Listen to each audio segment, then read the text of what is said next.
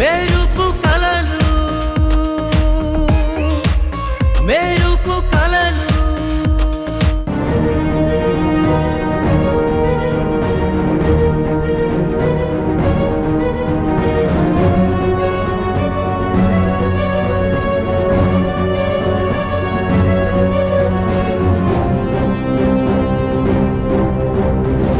ఏంటి అది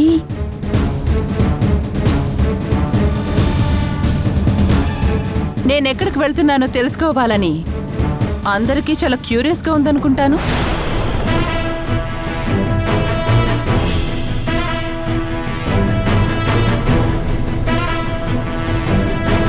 నువ్వెప్పుడు వెళ్ళిపోతావా అని ఎదురు చూస్తుంటే ఎక్కడికి వెళ్తున్నావన్న ఆత్రం మాకెందుకుంటుంది? వెళ్ళిపోతే అదే 10,000 అనుకుంటాం గాని. నాని, నీకేం చెప్పాను నిన్ను? నువ్వు ఊరుకోరా. వెళ్ళిపోతాం, ఖచ్చితంగా వెళ్ళిపోతాం. ఇప్పుడు నేను వెళ్తుంది కూడా ఆ పని మీదే.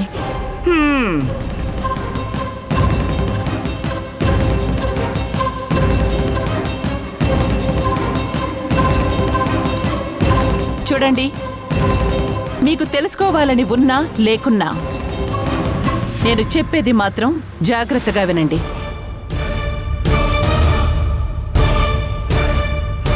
నేను ముంబై వెళ్తున్నాను. నెక్స్ట్ జరగబోయే మిస్ ఇండియా కాంపిటీషన్కి సంబంధించి డీటెయిల్స్ తెలుసుకోవటానికి, అందులో మన సౌందర్యని ఎలా పార్టిసిపేట్ చేయించాలి అని మాట్లాడడానికి వెళ్తున్నాను.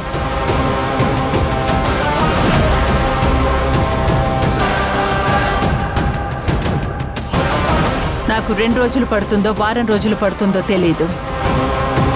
కానీ ఈసారి మా ఇద్దరికి గుడ్ న్యూస్, మీ అందరికీ బ్యాడ్ న్యూస్తో మాత్రమే తిరిగి వస్తాను.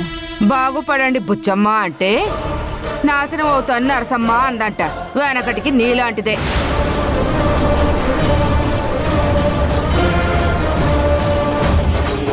తండ్రి లేని వయసు వచ్చిన ఆడపిల్లల్ని ఎలా పెంచాలి, గంతకు తగ్గ బొంత అన్నట్టు మంచిగా చూసుకునే 3 తీసుకొచ్చి ఉన్నంతలో పెళ్లిళ్లు చేసి బయటికి పంపించి కృష్ణారామ అంటూ ఉండగా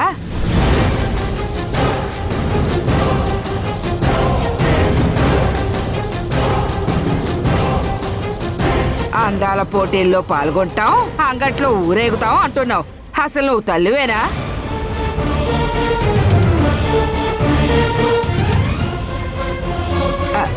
అదేలే, కుటుంబాల్ని నాశనం చేస్తూ ప్రాణాలు తీయడానికి అలవాటు పడిన మనుషులు అంతకన్నా మంచిగా ఏం ఆలోచిస్తారు? ఇంక చాలా ఆపు.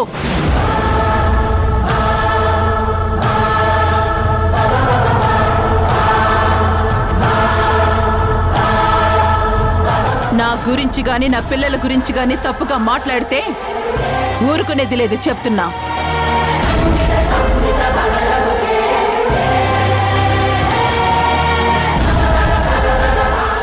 ఏంటి ఏవన్నా? తండ్రి లేని పిల్లలని గంతకి తగ్గ బొంతని చూడాలా అంటే ఏంటి? ఇంట్లో అండగా ఉండాల్సిన మగ మనిషి చచ్చిపోగానే ఆయనతో పాటే మా జీవితాలు నాశనమయ్యాయని ఏడుస్తూ కూర్చోవాలా? ఈ భానుమతి అలాంటి వ్యక్తి కాదు. ఎన్ని సమస్యలొచ్చినా నా బిడ్డలు కోరుకున్న జీవితాన్నిస్తాను. అందుకోసం ఎన్ని కష్టాలైనా భరిస్తాను, ఎన్ని అవమానాలైనా పడతాను. అంతేకాని బిడ్డల ఆశల్ని కోరికల్ని చంపేలేను. నేను అలాంటి తల్లిని కాదు.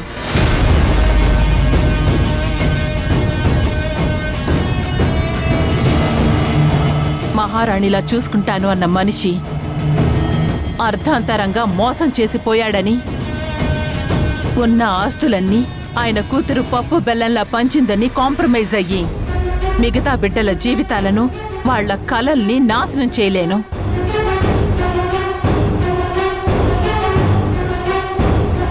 మీలాంటి వాళ్ళు ఎంతమంది అడ్డుపడినా బుల్డోజర్లా తొక్కుకుంటూ నేను అనుకున్న గమ్యాన్ని చేరుకుంటాను.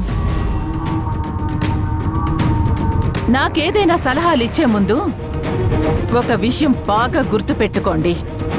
మళ్ళీ చెప్తున్నాను. నా భర్త చచ్చిపోయాడు, నీ కొడుకు పారిపోయాడు. చాలా తేడా ఉంది.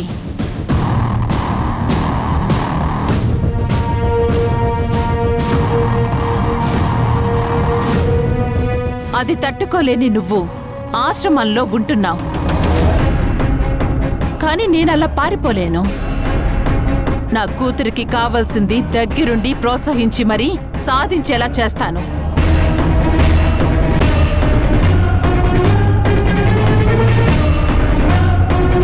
మమ్మా, టైం అవుతుంది.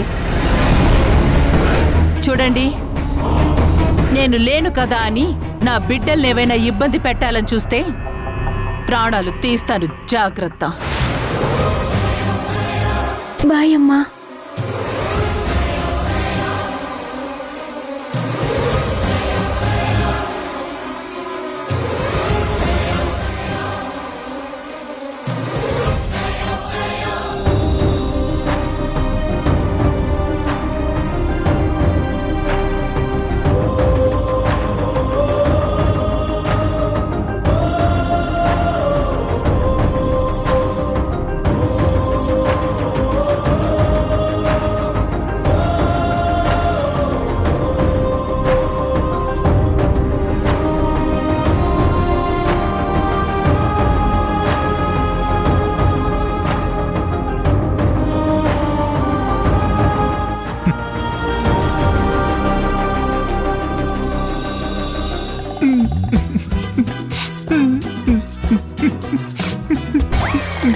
అమ్మా, రే, నీకేమిందిరా? ఎందుకు ఏడుస్తున్నావు?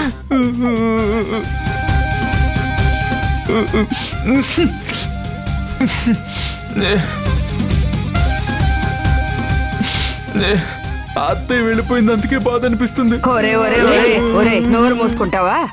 అది వెళ్ళిపోతే సంతోషించాలి గాని బాధపడతావా?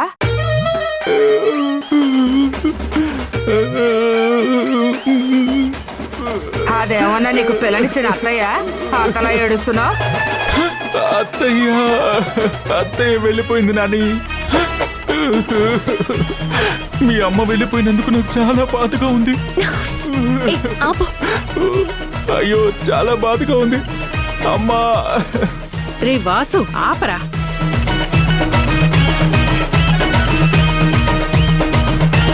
అత్తయ్య వెళ్ళిపోయినందుకు నాకు చాలా బాధగా ఉంది. ఎక్స్ట్రా చేయకు. ఆపుతావా? ఏంటి, నాకు నిజంగా బాధగా ఉంది. ఇంకా ఆపు. జోక్ కాదు. మీ అమ్మ వెళ్ళిపోయింది కదా. ఆపమని చెప్పాను కదా. ఏంటిది? హలో, మరి ఆ ఏడుపులేంటమ్మా?